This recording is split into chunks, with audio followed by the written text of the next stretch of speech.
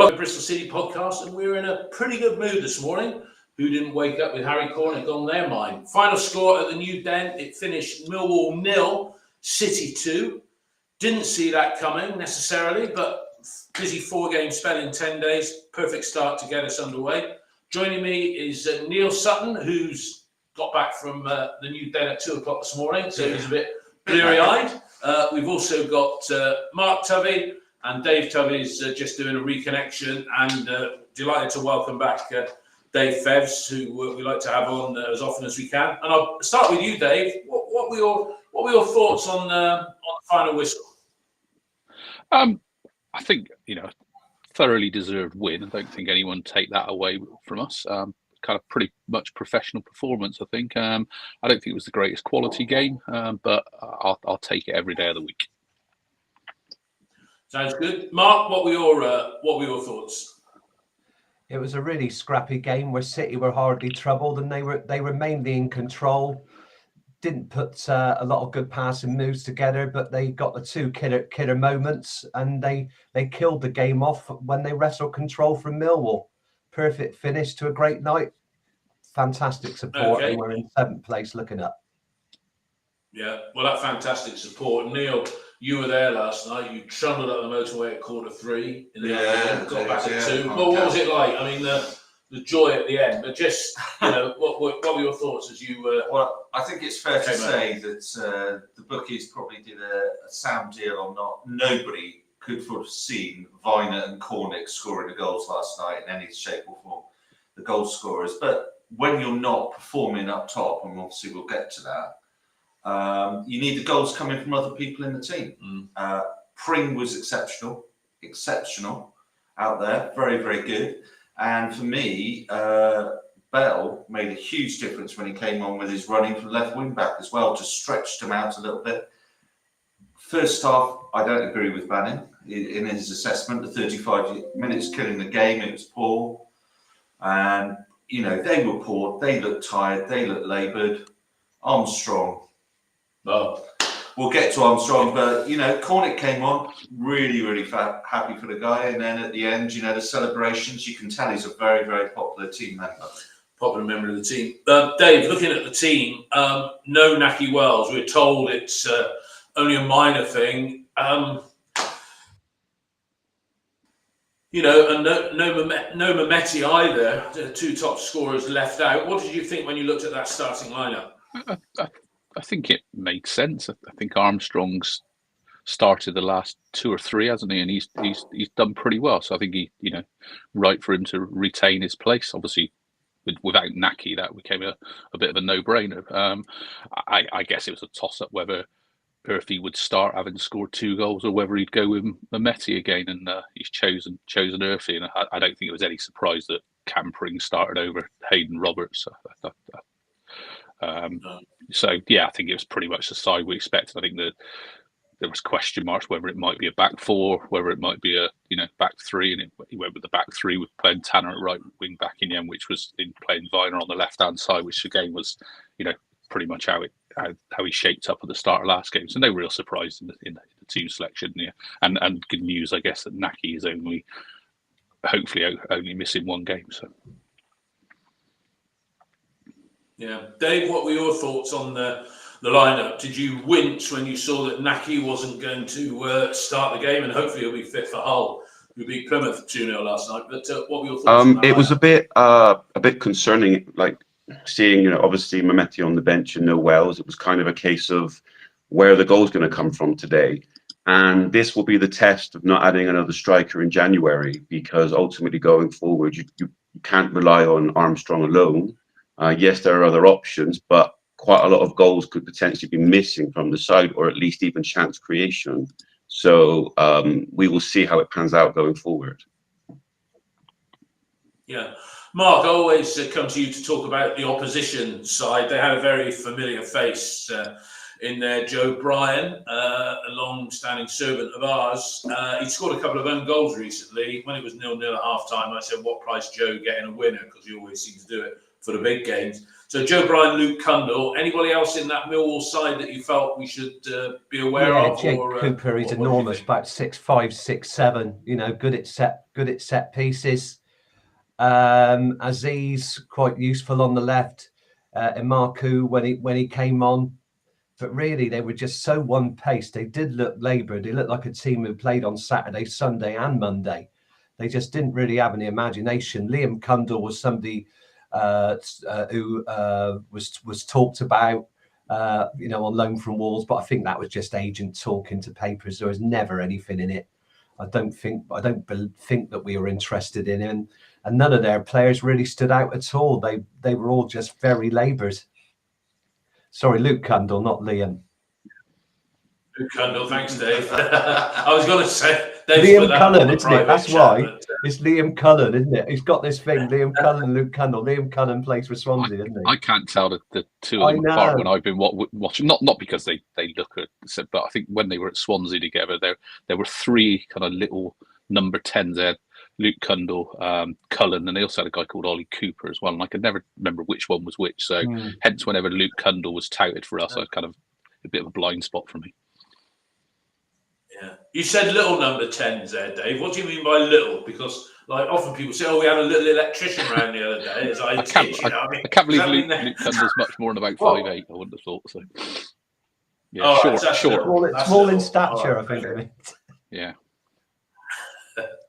Dave, they had, and Neil was obviously there. We talked to him about it as well. Dave Fevs, this is, as opposed to Dave Tully. Dave, big incident at the weekend in the cup game when there was sort of like an assault by the Millwall goalkeeper who sort of took out, is it Mateta? I think he took out head high.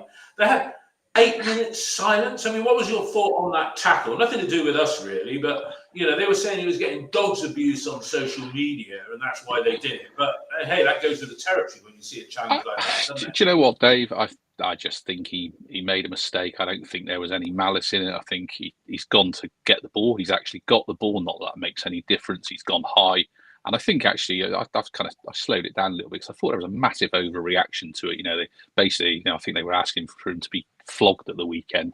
But he actually, his foot hits his chest and his chest deflects it up onto his head. And I think it ended up being worse.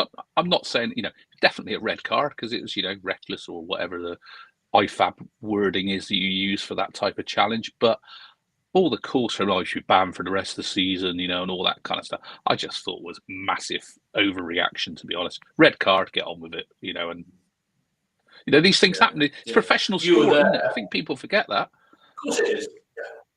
Yeah, I think the general view was it wasn't done maliciously. It was just one of those things that you went in wholeheartedly. But you were at the game. I mean, you were aware beforehand. Did they have this minute's applause for him? They did. I think it goes to the heart of Millwall, isn't it? Yeah. No one likes us. We don't care. No one likes us. We don't care. Everyone's against us. We're gonna just do what we want at any given time. And they had a minute's applause at 8 on the 8th minute, and you're just like. But he was their reserve goalkeeper, so it didn't affect him last night. Jensen's their main keeper. Actually, sadly, they had a decent Serbian keeper, but then he died he was last only year. 26, suddenly, Neil. Yeah, very good keeper last year, but then he suddenly died on holiday in Italy, I think. When he only 26 years old, Neil? Very young, wasn't he? He's about 26 years old. Very young guy, wasn't he? Yeah, it was very unexpected. It was natural causes. Yeah, I think it got reported at the start of the Euros, I remember, so it might have got missed. It was just, shocking. But it goes to the heart. I'd say last night, I know I was on the upper tier. Well, we were all on the upper tier because the tickets were for the lower tier, but actually we sold. I was on the Cats Coast with Jerry Tockel. And we sold just over 1,200, and then it was pay on a day. And when you have pay on a day in London, you get quite a lot of walk up as well, actually. Yeah. And I'd say there was close to 2,000. And in the attendance of only 12,000, to have 2,000 away fans there last night is pretty good. It's pretty good. That's pretty impressive. Pretty impressive. But Dave, first half. was a bit devoid of action, really. I think Earthy had a chance, and Twine. What are your recollections of that first 45 minutes in terms of chances? Which Dave? Dave first. Dave, tell Yeah, me. call me Fats and call him Dave. That's easier. Yeah, yeah.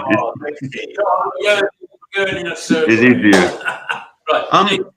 It was basically it was kind of down to intentions. It was more about like earning the right to win, having control over the game, not allowing Mill to have an imprint. There were some bits of frustration, like there were a few counter-attacking opportunities on, and it was no, we'll go back for retention. But like there was almost domination there because Mill essentially offered nothing.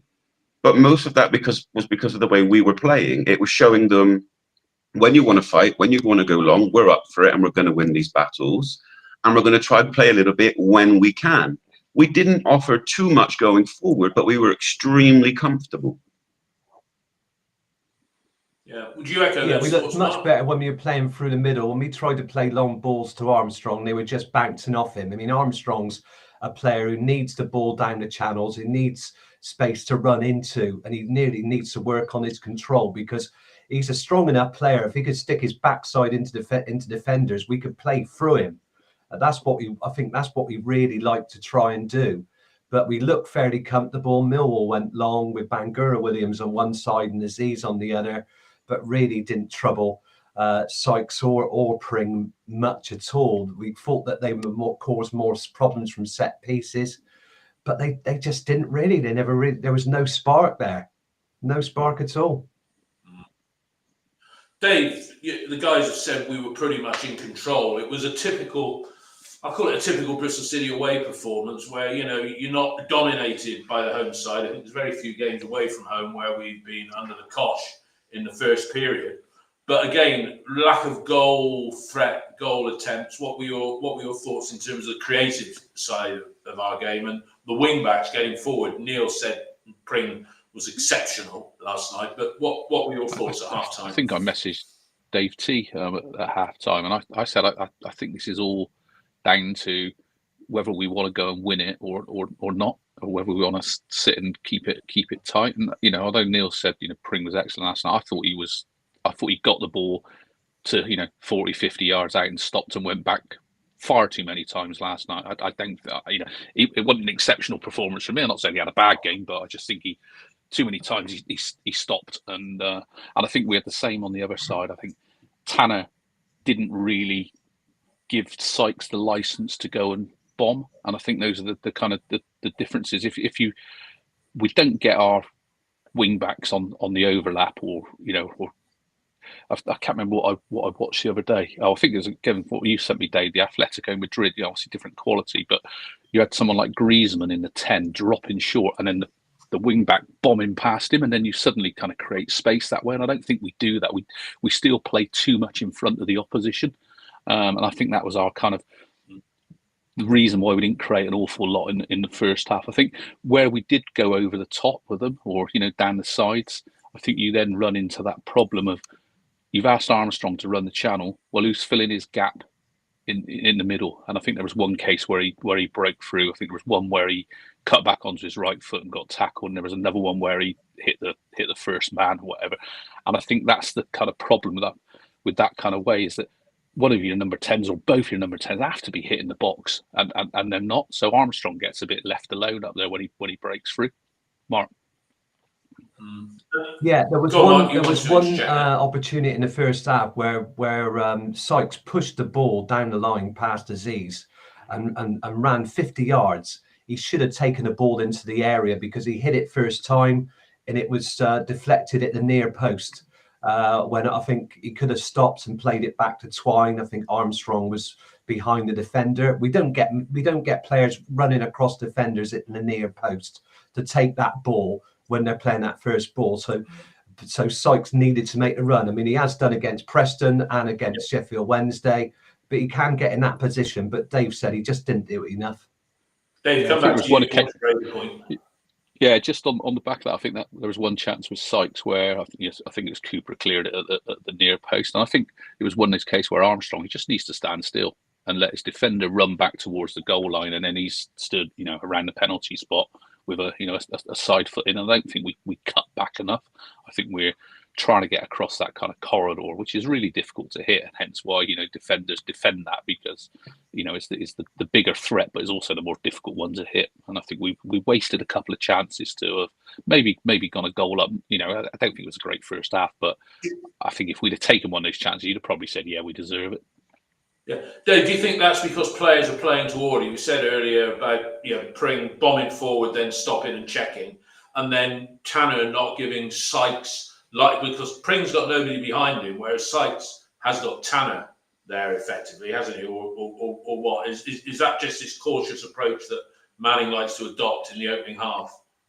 I think that's the way he plays, full stop, really. I don't think he wants to get out of control. So his control is to play and predominantly play in front of the opposition. I think occasionally we run the channels off of Armstrong, which works well, or an individual bit of skill gets us in. I guess we'll talk about where we did do that well in the second half a little bit later on, but I don't think it's a first half, second half thing. I think it's just generally that's the way we play. Neil, what did you think at half time as you sucked your Bovril or whatever refreshment you had? Right. The thing you're going to have against Millwall is going to be, I think, there's probably no more sort of direct team. They are the most direct team in the division on anything. You're going to have hard, you're going to have physical. They're playing Crammer, who I saw play for Exeter this season against Wickham, and he stood out in League One. They've obviously bought him from Brentford. He was playing right back last night, and they were he was bombing on at right back, and he's 6'3", 6'4" as a right back. And he caused problems on the overload at the back for it. Now, for me, watching the game, it's frustrating because how they generally tend to play is how we tend to play, from my perspective, is we tend to play in sort of a horseshoe almost. So when we push up wide, as Davis points out, we don't get the overlaps. Why I was saying Pring was exceptional last night was A, he was further forward, B, he won pretty much all of his physical duels, and there were a number out there that didn't last night. Twine and Armstrong and Earthy were culpable in the physicality type of way. We expect that but we broke in the first 15 minutes. We broke twice, Twine in particular as well, and then Pring, and then we broke on the right. And we get up there, and then we do this sort of horseshoe effect with the play. We actually. Look to play it back and then look to play it to the side and then look to switch it. Yeah. And what we're trying to do is we're trying to suck them in and then hit them in behind. Yeah.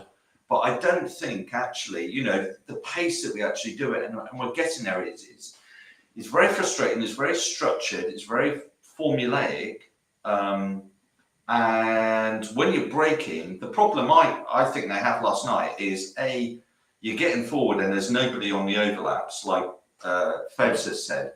So Tanner wasn't getting in front of Sykes at all and then wasn't creating the space. I don't think Earthy at 10 had a great game at all. Or Twine? Twine had a couple of shots in the first half. He looked a bit busy. We're always looking for that free kick on the edge of the box. But Armstrong, control-wise, just gives you no control up front. Whether it's a throw-in, whether it's a pass into him, it's bouncing off him all over the place. And Tasango, the ex-Spurs centre-back, had him in his pocket, and they were very, very comfortable against him first half. And it was very frustrating because he was losing his 50-50s as well. And his movement isn't there. When he's bad, when he's good, he's okay. And when he's bad, he's awful. Well, it was the question last night, what do we do when Naki, we didn't get a striker in. What do we do when Naki's injured? Yeah. And that showed last night, actually. Dave, Dave T, Tubby D, your thoughts at half time. I mean, you texted me along the lines of what some of the other guys have said here, but what did you? First of all, in terms of like how the team were playing yesterday in the first half, I thought it was actually I was reasonably pleased because it wasn't so much that it was spectacular because it obviously wasn't, but they were clearly playing to a game plan, and sometimes winning is the performance. Yes, in an ideal world of football, you want to see a bit more, but it was nice to see a team going away from home prepared of today is going to be a battle. You know, you expect certain things from Millwall, and we beat them at their own game in the first half. We were equal to what they were trying to do, and we, in a way, we set up to suck the life out of them. And in the first half, we very much did that.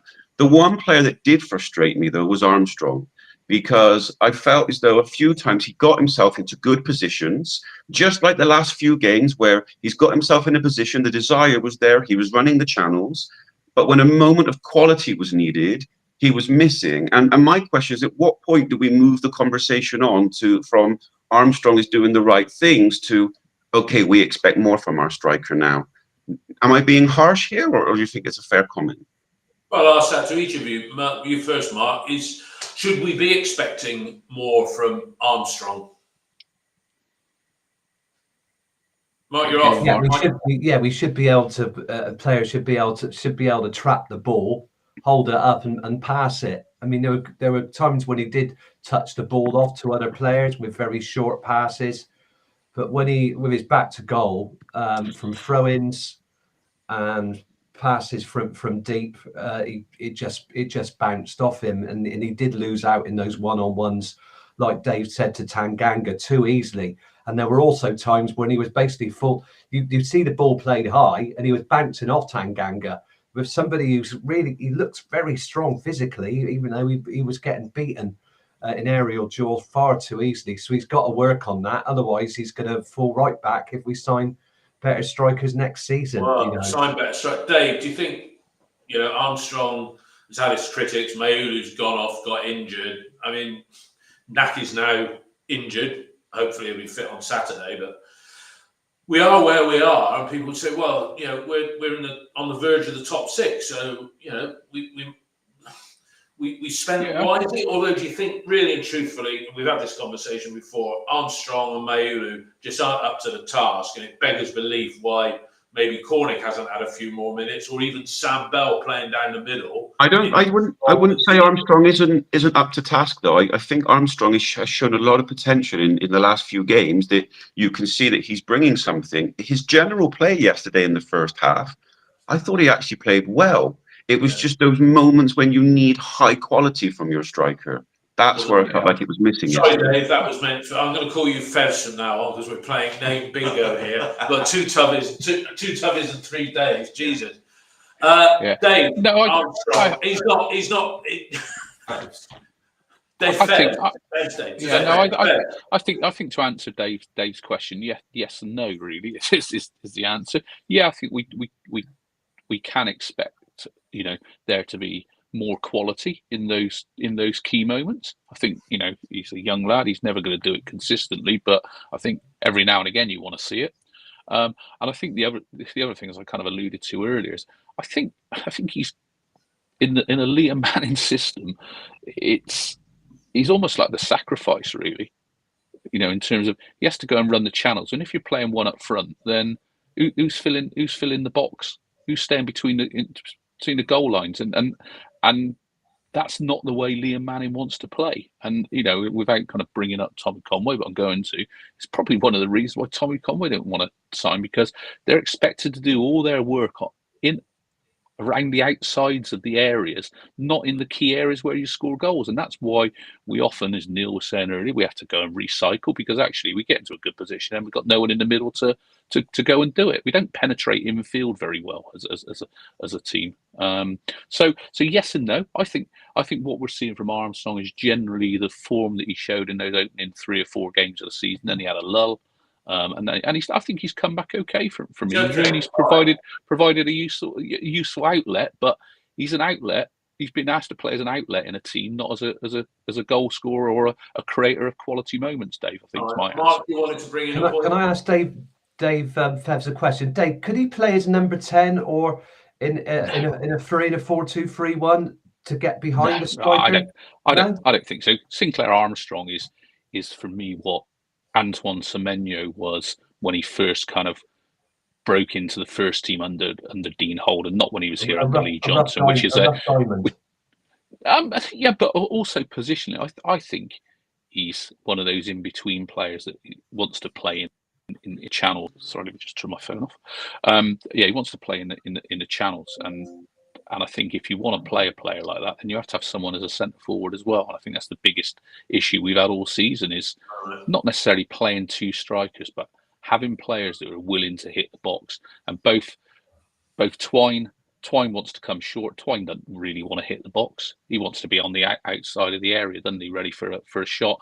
Mehmeti is more of a dribbler into the box rather than a runner into the box. I think a really good foil for Sinclair Armstrong would have been someone like Andy Vyman, who just always wants to get past the last man. And I think that type of player we've missed. So yeah, no, I don't see him as Mark. He hasn't got the technical capability to play as a team. Let's get into the second half action, because I know most of us got work to do anyway. And Mark, you rough diamond. I think you meant a diamond in the rough. There is a subtle difference. I mean, who is it? Winston. Who's that? Winston Hartman. Can't even think of his bloody name. You know, the bloke who was in Ray Winston. Ray Winston. He's a rough. I thought you were going to say Del Winton then. I figured that's the Ray Winston, he's a rough diamond. Sorry, Dale. Sinclair Armstrong is a diamond in the rough. Bloody rough. Right, let's get into the second half. Sitting here attacking the fans. 8 minutes in, great time to get a goal from an unusual source. Take us through the goal, Neil, as you saw it. We get a corner. Max Bird, decent delivery actually from the left-hand side. I can see why they use Max on the left now as an outswinger rather than an in-swinger from Twine, who hasn't been great on his corners this season. I think I expect more from the set-piece delivery, from the corner delivery from Twine. But it comes in, Dickey goes across, gets half a head on it. Dickey was good last night. He was up for it last night. Physically, he was in a battle. And we hold out at sort of the end, and we run a routine where we clear out the front of the post, and we almost give up on Zach Viner. Nobody expects Zach Viner to score at all. So we normally put Zach Viner on corners about the penalty spot in front of the keeper, which is probably where you put your smallest, most useless header of the ball, but we seem to put our 6'2" centre back there. So the ball drops to Pring, and like the Middlesbrough game, Pring in that position shows a hell of a lot of composure to actually just pass the ball across, and obviously Viner's where he is because we sacrifice him at corners by placing him on the penalty spot. So he's actually completely unmarked, and he taps it in, and I think everybody in the stands and everybody on the pitch was still in a state of shock that it was actually Zach Viner scoring. First goal in 2 years. First goal in 2 years, fourth goal in his career. And I think 9 years almost to the day after he made his debut. I mean, Dons, which and he's from down the road. I think he's from East London actually. I think he's only born and bred sort of a mile down the road from Millwall actually. I think he's a Southwark lad. So everybody's surprised, and then obviously later on even more surprised. All right, Dave, you wanted to make a point about something that happened prior to. Yeah, well, I kind of said earlier on that we played very much kind of in front of them first half, and typically we play in front of them. There were a couple of opportunities in the first half where Twine tried his little flicks and things like that. But actually, second half we took a quick throw in from Jason Nye. We did play around a little bit, and then we had an opportunity to play a ball. Knight played a ball into Twine, who'd come short and dragged one of the central defenders with him, and he did manage to get his little flick round the corner to an on-rushing Max Bird, and then it was Bird's ball out to Sykes that kind of created that crossing position. And it was really the first time probably in the game where we'd almost kind of gambled on that kind of little flick, and we had a runner off of Twine, and that for me led to the corner. It was a really good cross from Sykes, and Crammer tied it up well at the back post under pressure from Twine. But it was like the corner, the goal came from the corner, and the corner came from actually a good piece of incisive play that we'd probably not really executed very well in the first half. Good piece of build-up. That was all I wanted to say. Yeah, no, that's good. Dave Tubby. The goal, probably no more than City deserved. I mean, they were in control pretty much in the first half, and it's a general consensus. And then Millwall feeling the effects of that cup tie. And when you go 1-0 down at home, you know you got to raise your game when you're probably not feeling it. score, wasn't it? What I thought was interesting about it is it kind of built on the mentality from the first half, because in the couple of minutes before the goal, we had possession and we lost it twice, and the ball was there in a 50-50.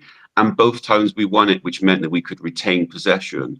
And it was allowing Twine, Bird, and Knight to keep going. And it was interesting because when there was a point about a minute before the goal, the ball goes out of play, and the ball, Knight's not going to get there. And instead of walking over, taking his time, as you might expect, no, he's chasing down the ball to get it, to throw it, to put it back in play, because they're understanding that there is more energy there. And it leads to the Sykes cross, which leads to the knockdown, which leads to the goal.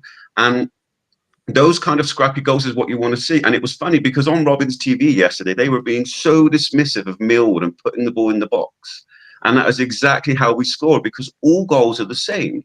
And the more ways you can ask questions, the better. And it's no coincidence that yesterday, and it's like Dave said, a good Sykes cross, it was well attacked, it was forced from a corner, and you make something happen. It won't happen every time, but if you keep asking those questions, goals come. And in my opinion yesterday, it was a deserved goal. Yeah. Mark, I think we've done the goal to death.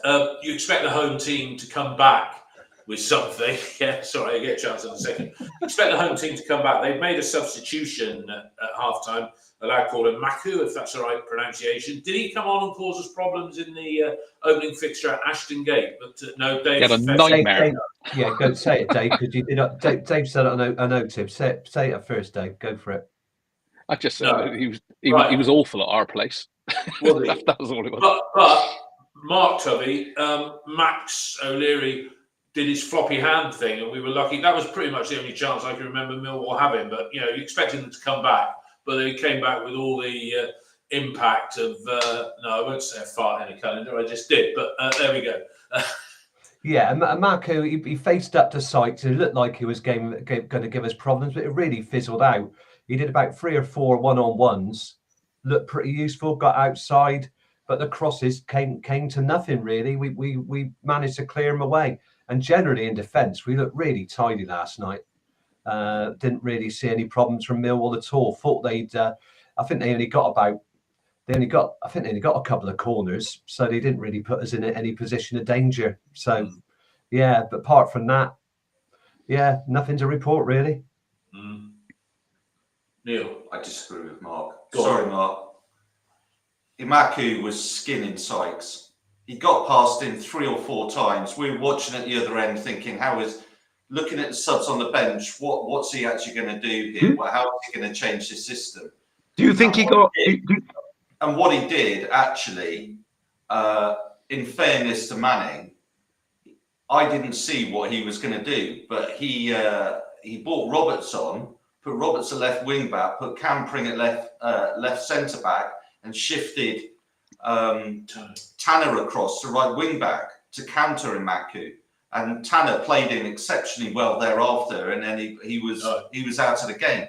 But there was about a 10-minute period where he blitzed past Sykes about 2 or 3 times, and actually with it. But there was a period where I just thought, if we don't do something about this and make that sort of substitution, that something's going to happen.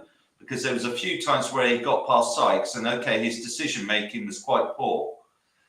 When he got past him and he was on the edge of the box, and the cutbacks, and a couple went out for corners, and Max, as Dave said, flapped at one, but that was their real outlets. And they took off Aziz, they took off a midfielder to bring a forward on, so they went for it a little bit. Yeah.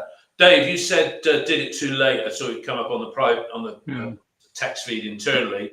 You think Manning should have reacted to it before it got that far? Yeah, because I think we saw in the first couple of minutes of the second half, Maku go past Sykes, and I think if I'm sat there on the sideline, that's when my spidey senses are tingling and thinking, oh, that's something I'm going to look for. And then when it happens again, I'm thinking, shit, we've got a problem there. What's my problem here? Is it Sykes? Is it Earthy in front of him not tracking back? And Earthy never ever got back really to support Sykes. So I'm thinking, what am I going to do to sort it out? I either let it ride, which is what he did for till the 69th minute, or I try and do something about it. And I think he then had at least 2 more one-on-ones v Sykes that could have cost us. And I thought he was slow to react. And when he did react, he made exactly the right decision. But he probably made it, potentially 15 minutes too late. Which is worrying. I think we have to be maybe a little bit careful here, because I agree with the first part that and Marco beat Sykes twice. The first one was basically at the start of the half. It was Sykes' cross which leads to the corner. So if you do something too early, you have an issue. And as far as I can remember, he only beat him twice. And yes, you don't want to be beat at all, but it's going to happen sometimes. But I felt that Sykes actually adjusted really, really well and snuffed out that danger by himself, because there were at least 2 other times when basically Sykes said to him, okay, try and do your move again. And he blocked it and it went for a corner, and Sykes very much did his job. So while I agree there was a moment where it felt like we need to do something here, I felt like Sykes adjusted perfectly, and actually not doing the sub was probably the right decision. Okay. Do you want to give him corners though, Dave? Because I don't. I want to stop. I want to stop it before it even gets out to a Maku. That's what I want to do. Well, okay. So I want to stop the supply. Fair enough. You might not want to get to him, but sometimes someone's going to get the ball, and what's your job in that moment? To stop the cross. And if you have to block it for a corner, you've kind of done your job. No, it's like you're not letting the ball come into the box. You're not letting that guy go past you. Yes, you want to stop at its source, but once you've done that, if you're one-on-one with someone and you don't allow them to go past you or get the ball in, you've done your job. Yeah, and what he did in the end though was he reacted to that, didn't he? And he played Tanner there, so he did the right thing. He just did it too late for me, Dave. And that's what you're saying. Now, talking about substitutes, you could see on the match feed on the forum that everybody's saying set your clocks for 60 minutes, and then I've got Mark Tubby to thank for this, because he reminded me of a song from the 80s, I think it was. Yeah. If you're listening to this on Spotify, you'll know that we woke up this morning feeling fine by Herman Termitz as our intro music, but perhaps in reality was the 69th minute when the substitutions were made. Roberts coming on for Sykes, as the chap's already said, with that alteration at the back, and then who remembers this?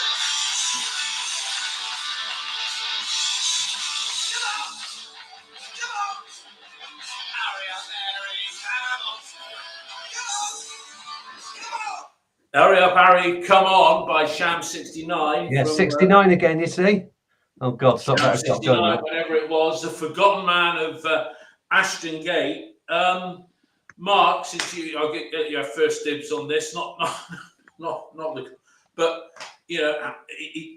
Harry Cornick,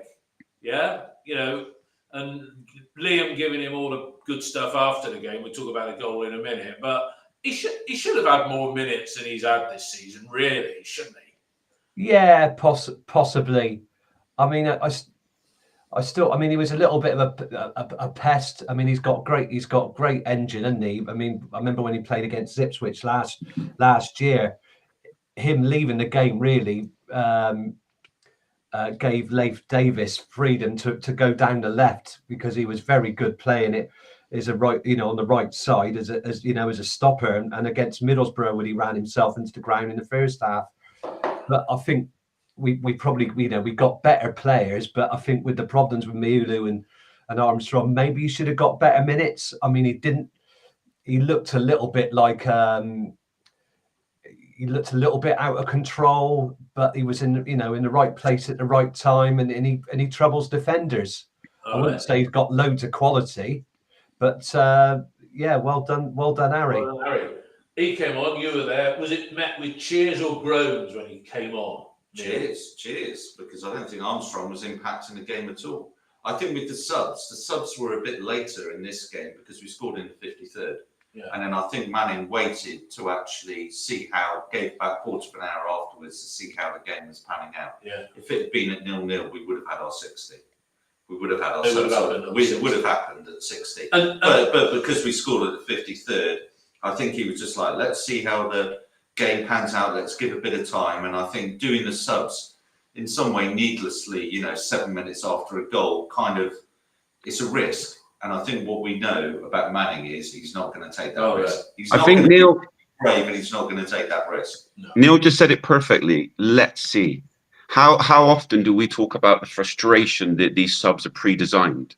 If you're getting the impression that a manager is taking an approach of let's see, that is exactly what you want to hear. That's exactly what you're supposed to do. It was good to see those subs delayed because I felt like we were comfortable. I do actually understand the argument of Syke needed to be sooner, but it was nice to see the manager actually be proactive and say, you know what, Armstrong's going to stay on longer because I feel we're comfortable and we don't need to make these subs right now. I think, Dave, I'm not saying you have to sub Syke. I'm not saying you have to sub Sykes off. I'm saying you could just say, you know, Murphy, just go and play another 5 or 10 yards further to the right for the next 5 minutes, and just see if that changes it. You know, if it doesn't work, then we'll look to make changes. So, but I think we just did nothing, and that was the Sykes made the change and stopped showing him down the line, which was probably the change there. But yeah, go back to Harry Cornick. I think this is the bit that kind of really frustrates me, and I don't think it really matters whether we were trying to get rid of him in the summer or whether we were trying to get rid of him in January. Once those windows ended, he was available for selection, and he spent the first half of the season sat on the bench most games, not getting on. And I think there were times when he should have got minutes. Is Harry Cornick the answer? Of course he's not. No. But he's not a bad player. He's played 200 times in the championships. He's played in a side that's got to the playoffs. He's no mug. And he's different as well. I think, you know, he's not the most aesthetically pleasing footballer. You know, people like him for other reasons, never matter. But he's got something to offer. And actually, when you're trying to close out a game, sorry, I just dropped my earphone. When you're trying to close out a game, his energy and his pest-like ability is really useful for it. And yesterday he got a goal to boot as well. And the thing is, Dave, we play with one striker. So if you go back to August, we've signed Maulu, we've signed Armstrong, we've got Naki, we've got Brian Tinian saying Sam Bell can play as a central striker down the middle, and then you got Harry Cornick. He really was well. But the fact of the matter is, Maulu and Armstrong, if you look at their combined minutes this season, if you'd have had Harry playing half of those minutes that those players had, would we have had any fewer goals? Dave, sometimes it's worth looking back at hindsight. How many times did we say, oh, we need to give Fally more minutes. We need to give Fally more minutes. He does, and actually he's not very good. Sometimes it's not necessarily, well, it's never about what's already happened, but it's about a player taking his opportunity. If you look at that goal yesterday, that kind of comes with being ready for your moment. You win the flick on, you follow it round the back. You may stop because you think it's an easy save for the goalkeeper, but you do a striker's job. If you weren't in the manager's thoughts before yesterday, you've earned the right to be in them now, and you would assume in the next couple of games he's going to get more minutes on that one part of play alone. Okay, no, that's a valid point there. But I guess the question is why didn't we earlier? Sorry, let Neil come. Neil, then you. Neil. I know we'll come to the second goal, but for me, what Cornick does and what Dave T was just saying there, watching it live, there is absolutely no way Armstrong or Malu or Fally would have done that. Comes short, flick on, keeps running, reads the game, in the right place at the right time. This is a guy who got 12 goals for Luton in the championship. Okay, this is an experienced player in that situation. Yes, he's a pest. Yes, he's not. But for me, the half an hour with the injury time added on that he was out there, he did more in that time than Armstrong. And if I was thinking now, if Wells isn't fit, do you start with Cornick? I'd potentially start with. Well, but Naki, even if he's fit, he might, because we got 4 games in 10 days. I mean, it goes Saturday, Tuesday, Friday coming up. Naki's not going to be able to play all those 3 games, even if he hasn't got this mark. It's a moot point because he's not going to play. He's not going to stop Cornick anyway. He'll start. Why not? Because he'll start Armstrong. He'll start Armstrong. Yeah, I think. What are you going to say, Mark? I was going to say the way it is at the moment. I think, and because of the striker situation, Manning's got his starters and his finishers. So he'll start off with Armstrong, keep us in the game. But if we don't score in the first half, we'll play better sides. And if we don't score, they're more likely to score. We won't be able to stay in the game as long as we do it 0-0 and hope the opposition don't score. And personally, I think we play better with a 4-2-3-1 because I think then you can bring you into the equation, and I think that offers more to a better striker like Naki Wells, and those three play better with the one striker. I mean, it's a bit of a misnomer. We say we play with one striker, it almost feels like you've got this obelisk who's just a an isolated point. It doesn't work like that. It's how they play with the people behind them. But most of the time we do isolate Armstrong, and he's not capable of playing, playing through, and that's the issue. I think with with a 3-4-2-1, or when he's playing it in up front anyway. I think we've looked far more effective with a 4-2-3-1 that we played in the second half at Cardiff, that we switched to. We played late in the game against Middlesbrough. But Morris, Manning's got this thing a bit like the old England manager Eddie Jones, where he got his starters and his finishers. It's more like Armstrong wears the opposition down and enables faster players to come on and finish them off. But it just won't happen. But you see, these it's very too risky against a better team. It won't happen. It won't work. To add on to what Mark is saying, this is the kind of stuff that is making me believe, and it's not the hope that kills me now, it's the belief that's going to kill me, because yes, it's belief that's going to kill you. You is now presenting a danger. When he comes on, there is often a switch to 4-2-3-1. I think that Armstrong has earned the right to be the number one striker. I think he is the number one guy at the moment to play the first 60 minutes, because he does offer a threat. He does ask questions, even if his end product is really frustrating. I disagree with Neil when he says he's not playing well and not necessarily adding parts and looks a bit like the ball's bouncing off him. I think he's getting himself in positions, and because of him, the players behind him have a lot more freedom and flexibility because he offers the pace to go longer. I want more from him, but right now I think he's very much the number one striker we have. And in terms of Cornick, if you'd asked me before yesterday about minutes, I still would have said no. But that one thing alone of winning the flick on and then scoring by following it, yes, I would give more minutes. I would now, really, because I think you've earned it. You take your opportunity, and based on what you see, you've earned that time to come on at the end of games. Sorry, Dave. Fevs, sorry, let's get this right. Fevs, 83 minutes on the clock. Draw isn't really good enough at Millwall at this stage of the season, looking at what we need from the final 12 games, obviously including that one.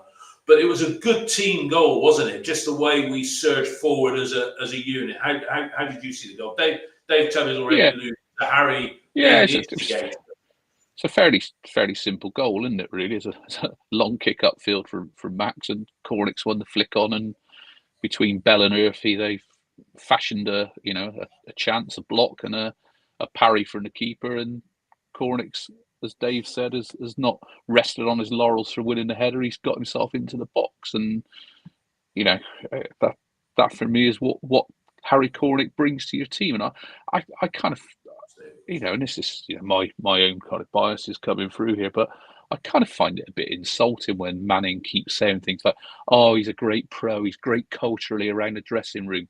Well, if don't pick him on the bench and not play him, then either don't pick him at all and just have him around the dressing room, or actually use him when because he's got attributes that are useful to us.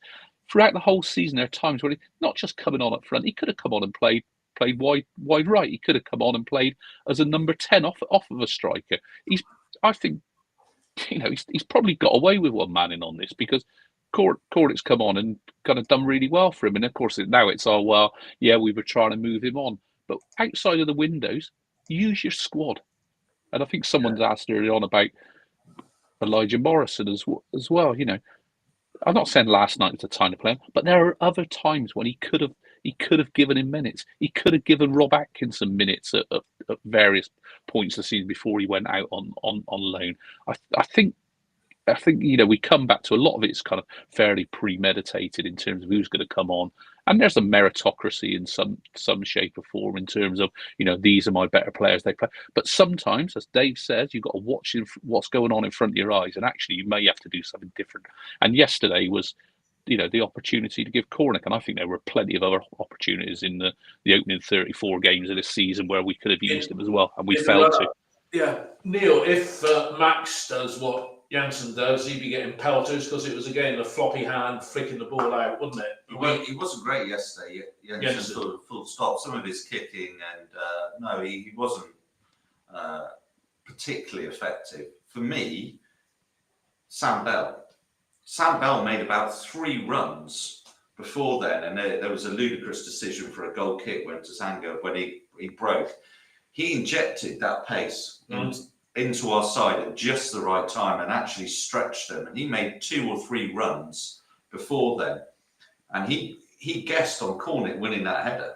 I mean, it was a fantastic run, fantastic guess from there to actually win that header in a way, yet again, that we're talking about the Armstrongs and the Lulus that, aren't second guessing in that situation. So Sam Bell, when I saw him coming at left wing back, and you're thinking, right, okay, left wing back up against Crammer, he's got Roberts inside of him. So you've got Roberts and Bell on that side, and you're thinking, oh my God, right, okay, let's just get through. It's 1-0, and no physicality and not playing particularly well in those 2 individuals. Well, there was a time with Roberts. Roberts came on and got caught upfield, doesn't have the pace to actually get back, and Pring got him out of a really difficult situation with a fantastic tackle. But I think with it, just that injection of pace from Sam Bell, because I was thinking at that time, okay, you 1-0 up. Is it time to bring Elijah Morrison on? That was the other contention, wasn't it? You've got a proper left wing back, and he still doesn't bring him on, even though Bell made the difference. Bell made the difference beforehand as well, though. Not just the goal, but actually his direct running. He was getting space and time and energy, and he was quick and he was pacey. And then straight away, Millwall are like, oh, we're still knackered. I mean, they played 3 days beforehand, and we had a 10-day break. Yeah. So it was our energy in the second half that actually made the difference more than anything else, really, for me. We upped our energy. They put on a forward, like we spoke about. We've got a little bit of leeway until we sort of closed it down and adapted. But thereafter, our energy and the way we buzzed around them and then bringing on the substitutes actually made a difference in that second half. Okay. Dave, you've got 2 questions before we move to the closing stages of the podcast. Yeah. Far away, Dave. Based on what Neil just said about bringing Bell on with the energy, overall yesterday, I was of the opinion that it was probably Manning's best managed game of the season. Would you agree with that, or would you disagree for everybody? I thought the substitutes, when first of all, when Roberts came on and Sykes was going off, I thought, oh God, don't put Roberts at right wing back or shift Pringer. I didn't see what he was going to do. I thought that as well. When the whole team shifted across, I thought, I get it now. Exactly. Right, yeah, that makes a lot of sense. And then the Bell coming on, and then Pring obviously went down with cramp, but then he was holding. I thought, he's not gone down with an injury. And he was struggling a little bit for a few minutes before he went off. And fingers crossed, it's just actually cramp and not, a reoccurrence of the hamstring or anything like that. Hopefully it's just cramp.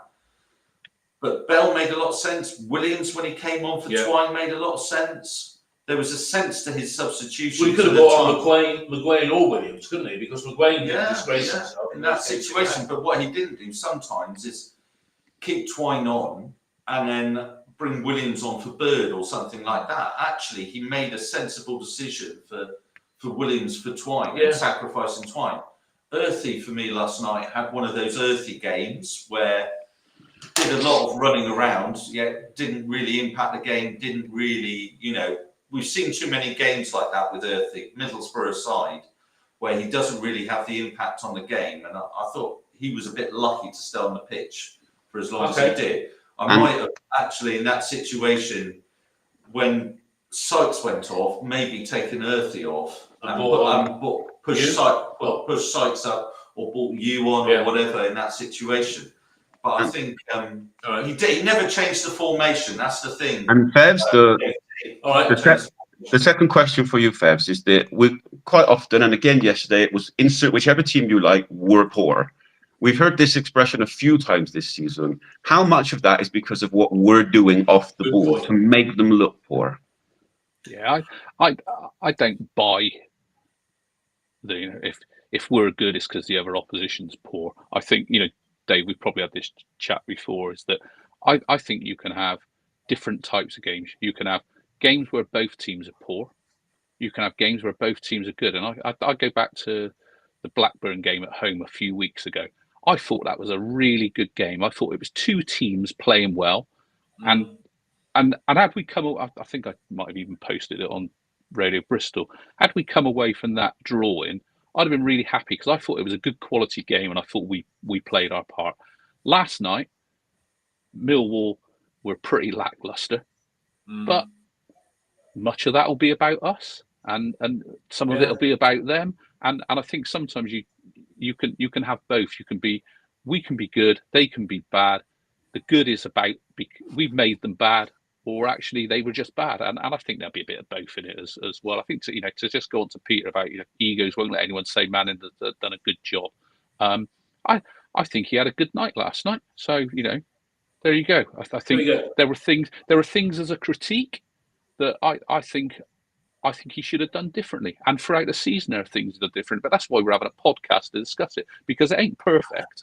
If it was perfect, we'd be winning every game. If it was perfect, we'd be Leeds, Sheffield United, or Burnley. Look, I got a little word here for 1 point exterior cleaning. Is a Millwall fan, and he said we was awful. To be honest, we've been like that most of the season. Struggle to score, but defence normally gets out of jail. Last night, that back four just played 85 minutes against Palace, and he goes on to say. But you were the better side, well done. And he thinks the top three sides, as it stands now, will go up. We're almost coming to the end of the podcast. 11 games to go. I think we've got to win 5. Yeah, win 6 would be enough. But then where the defeat's going to come? Win 6, lose 5.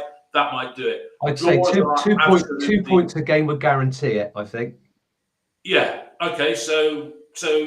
But we got to win a minimum of 5. It starts against Hull. If you look at the fixtures coming up on this weekend, the big ones: return of Mark Robbins taking his Stoke side back to Coventry. They seem to be on a bit of a roll at the moment. Coventry right up there. Watford, Millwall. Watford, they're still just behind us. Obviously, we've got Hull. Derby are home to Blackburn. Now Derby, are they dead and buried now at the bottom?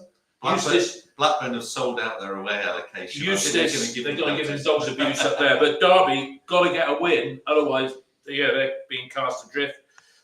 Sheffield Wednesday away at Plymouth, Sunderland, Cardiff, Swansea, Middlesbrough. We want a win there for Swansea. Have Swansea got a new manager yet? I don't know. I don't think they have. No. Dave, Tubby, and this is final one from each of you. That 4 games in 10 days, perfect start getting 3 points at the new Den. We've got to follow that up with another 3 against the Tigers at Ashton Gate on Saturday, haven't we? Right. Well, obviously. But right now, in terms of the season, the Sky Blues are the limit. That 5th place is right there. We're in the middle of March. Millwall away is supposed to be the test of tests, that kind of can define you, because there is a difficult place to go. And they didn't lay a glove on us yesterday. Middlesbrough was the game of it's going to be a difficult one again. All of a sudden, we're thinking, wow, we've got 10 points from 12. It's picking up a momentum. I don't see any reason why where we are now, we cannot finish 5th and 6th. I know that the fixture list coming up is harder, but it's in our hands. It's time to go and take it. Somebody has to, and why not us? Why not? Okay. Mark Tubby. We got to beat Hull on Saturday, and really we need to try and take a point at Sheffield United, because we got Norwich and then Burnley. And Burnley, if they score, he might as well go home, because they just don't concede, do they, at all? Is it still 9 goals not conceded in a league? They conceded last night to Cardiff. They did. Oh my God. Missed that, but what's that? 10, 11 goals this season. I mean, it's 10, I think. No. It's absolutely ridiculous. So I think we can do it. I think we got to play a lot better. We need to score early goals. We need to play with a little bit more momentum, and we need to play with more fluidity and put the ball in the back of the net to convince the fans. Because I think it's still a very nice to have, but I don't think many fans believe that we can do it. But we've got a chance. If we win all our home games, we've got a great chance. That's right. Neil, final one from you. I mean, we've got to beat Hull, because then the next 3 are all difficult. Yeah, I think it's about mentality. Last night I was watching the game and I thought, are we going to go for it? Because 1 point now is not good enough. No. You need to be setting up, and this is where I think a 4-2-3-1 is a more attacking formation for us. I think it gets us on the front foot more, and I think the players actually work better in that formation. I understand the formation that we're playing at the moment because it brings us a sense of control. We don't necessarily concede in that formation, and then we look to actually go forward. But the problem is with it, of course, is if we do concede in that formation, then we're chasing. So for me, it's about our mentality going forward the next 11 games, whether or not we've got the belief. I mean, Manning still won't let himself talk about the promotion. Which is fair enough. Fine, but let's have some belief with inside the squad that I think it's 2 from 7. One game at a time. One game at a time. Yeah. Final point from you, Dave. We've talked there about Dave Fevsis. We talked about the mentality of the players. I love the look on their faces last night. I've often seen a few teams where I thought, I wonder if we've got that togetherness, but I think part of it was because they were pleased for Harry. But have we got injuries? If we don't have any injuries, have we got the squad and have we got the manager that over this 11 games can get those 5 wins? Are we brave? Is Manning got to be brave? There's no point in drawing drawing half of the matches, maybe even losing one of the last 11. We've got to get wins. And is he going to be brave enough to go for it when he needs to? We'll find out, won't we? I think what we have done is we've managed to back up a good run after Christmas. There were a couple of results where probably the Welsh teams which were disappointing, but we've managed to get back winning again. And this is the first time probably that we've managed to build off of momentum rather than get some momentum and lose it. And that's why we've managed to steadily climb the table, give ourselves chances of being in the top 6. So I'm not into extrapolating points, Dave, as you know, and I am one game at a time. Let's try and beat Hull. Let's see where we are after that, and then we can worry about Sheffield United. What I do think is though, but by building momentum, surely momentum breeds confidence, and that confidence takes you into games against potentially tougher sides and allows you to beat them. And that's probably why we picked up a result against Middlesbrough, is because we'd picked up a decent result against Blackburn, which is Dave T was saying that was a big game. Middlesbrough was a big game, and we've won both of them. So surely we must be going into games now thinking, well, we can win. I don't actually think that there are many better teams than us. I just think there's probably half a dozen, 8 teams that are all pretty similar, and it's how you catch them on a day. And I'm a great believer in, if you play well on the day, you give yourself a chance of winning. You don't very often play badly and win in this league, not aside of the ability of Bristol. You might do if you're a Leeds United, you might play crap and get a result, but typically you get what you deserve most of the time in this division, give or take a little bit. And I think that's where we are. Okay. So I think we've got next game will prove whether we're still good or not.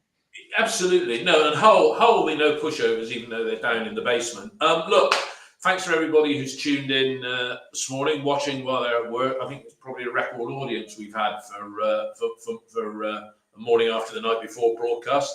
So thanks everybody for that. We'll be doing our Norwich. We'll be doing our Hull City review at 9 o'clock on Sunday morning. Hopefully we'll be talking about another victory. Realistically, the next 3 games, it's got to be, we'd love to get something at Sheffield United, but, mark that down as a defeat. We've got to win the next 2 home games, and Norwich at home a week on Friday. That's going to be tough because that will be the 3rd game in 7 days. That's really going to test the players. But Dave Tubby, who's gone, Mark Tubby, who's over in Spain. No, we're not. Dave Tubby, who's over in Spain. Neil and I here in Cleveland. Thanks for your contribution, all of you here. Thanks for everybody who's listening. And we look forward to speaking to you all again on Sunday.